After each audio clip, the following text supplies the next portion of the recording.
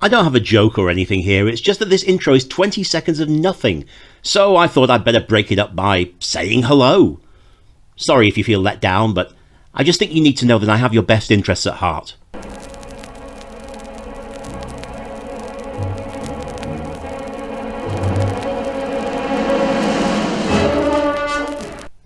See what I mean? It just goes on.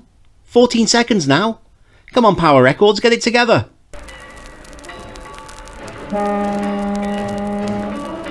One dark night, an incoming cargo ship steams into Gotham City Harbor.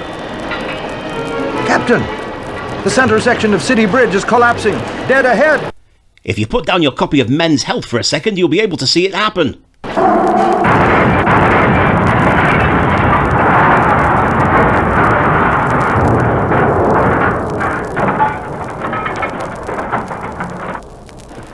Look out, mate. We have to turn aside or we'll hit it and sink. I can relate. I'm no stranger to bridge trouble. Which reminds me, I have to book another dentist appointment. Thunderation! We're beached. And moments later, a tall, lank figure leads his gang to the helpless craft, armed with guns and acetylene torches. The Scarecrow. Because when you think scarecrows, you think acetylene torches. If anything, it's almost too on brand. That's it, men. Cut through to where they have the shipment of gold bullion we're after. And yes, I sound like Odo from Deep Space Nine, but I'm actually the Scarecrow, remember? But, alerted by the police, the Batman and Robin are speeding to the harbor in their Batmobile. The police would have joined them, but it's canasta night. Again, this is a stupidly long establishing sound effect. I can only apologise on Power Records' behalf. The crook somehow frightened the ship's crew into turning and running aground. Who does it sound like to you, Robin? The Scarecrow. He's an old hand at scaring folks. He used to work for Rush Limbaugh.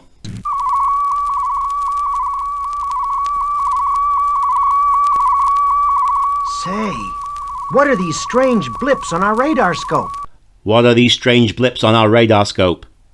And now I have to mail another check to the Zucker brothers. Don't know. I've never seen anything like them. And they're getting stronger as we approach the harbor. There's a ship on the opposite shore. But how do we get across? The center span of the bridge is caved in. We'll have to speed up and try to jump it. I'm sure Waylon Jennings will have something to say about that before we go to commercial.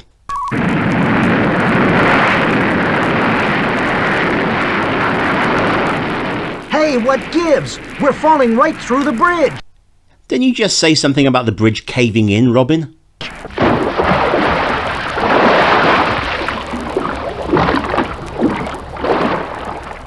Out of the Batmobile, quick! It's sinking! James Bond had a Lotus Esprit that turned into a submarine. This shouldn't be beyond your capabilities, Batman. Now look! The collapsed bridge is disappearing. For this episode only, the part of Robin will be played by Milhouse's dad. And the real bridge is visible beyond it. Yes, Robin. The Scarecrow now has a way to create mirages to panic his victims. Wasn't that always the Scarecrow's deal, though? I distinctly remember him doing that back when he was young Oppenheimer. Soon, as the dynamic duo discusses the matter with Commissioner Gordon, the Scarecrow was definitely identified. Forget about all the mirages. This was a definite identification, I tell you. He and his gang netted $500,000 in gold bullion tonight. Yes. By creating the illusion of a collapsed bridge, he scared the captain into running aground. But we have one clue. That strange radar blip. Right, Robin. Since it was unusual, I'm betting it was caused by the Scarecrow's mirage-making device. Or it could also be a mirage. There's a lot of it about lately. I'll get all our mobile radar units on alert.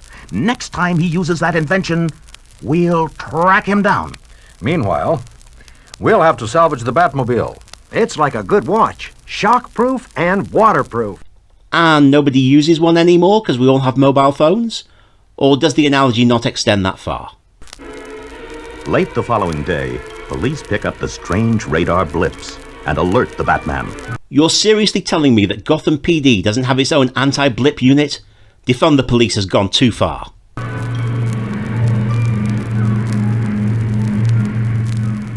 Seems the Scarecrow is operating at the Army airfield north of Gotham. Then let's go.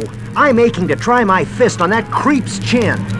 You can put your fist anywhere you want to, Robin. It's the 70s. As the Batmobile roars up to the airfield, a shocking sight meets the eyes of the dynamic duo. They're shooting Money Plane 2 here.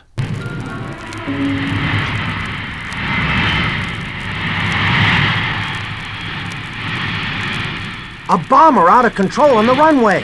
It's probably another illusion. Batman's been reading too much David Icke. Let's see what happens if I concentrate our radar waves at the plane. Great blips! The bomber's vanishing. There's an experimental space vehicle there instead. Sure, I could immediately identify one of those 9 times out of 10. They're trying to steal it. We'll head them off. I would have just retired after stealing all that gold bullion a few days earlier. I guess I wouldn't make a very good supervillain. I just don't want it badly enough.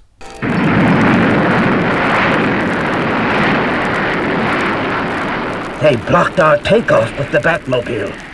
Quick, back to the truck. This caper is over. You don't want to see whether or not the experimental space vehicle can fly? I think they may be designed for that very purpose. Our one concern now is to elude the Batman. Luckily, a guy dressed as a Scarecrow can blend in just about anywhere.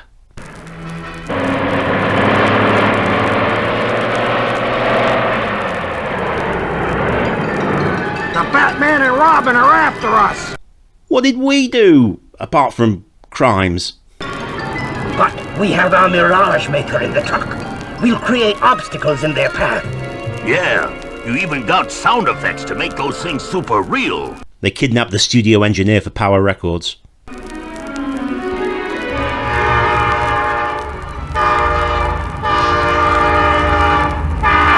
A train. Exactly what I'd expect to find on an airfield. And the Scarecrow's truck beat us across the tracks. We'll have to stop. On the contrary, Robin, we won't even slow down. I'm sick of living, and I'm especially sick of you.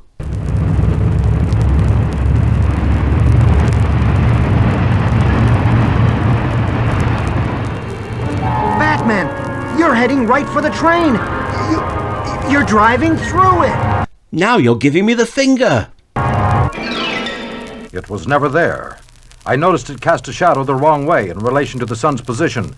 That proved it was a mirage. Would a mirage cast any kind of shadow?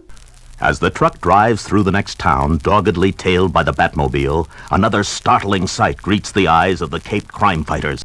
A poster for Batgirl. So they're finally going to release it?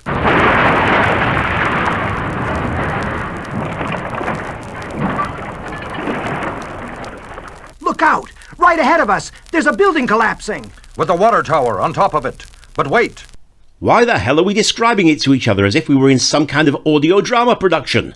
that fallen tower has spilled water all over the street. Yet people running from the area aren't leaving tracks. Meaning, there's no water there at all.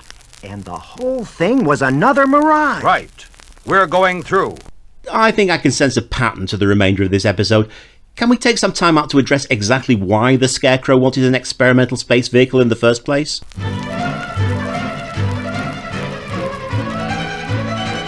But as the full moon rises, the illusions have kept the Scarecrow and his men just far enough ahead of the Batman and Robin for them to gain the top of a certain hill.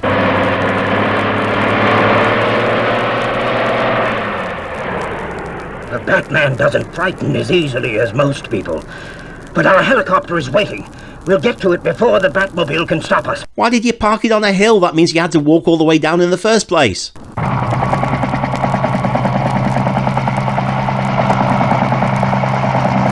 What's wrong, you fool? Take it up. Right ahead of us, the Batplane, about to hit us. This would never have happened if Reagan hadn't fired all the air traffic controllers.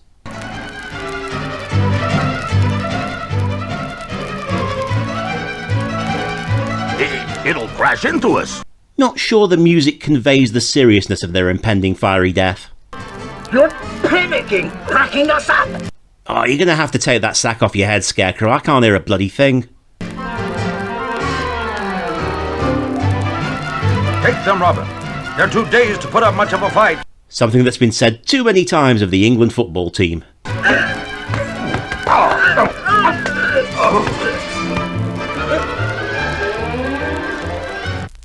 That plane, the bat plane, where did it come from? From a searchlight on the Batmobile. It had a picture of the bat plane pasted on it to panic you the way you panicked others, Scarecrow. With an illusion.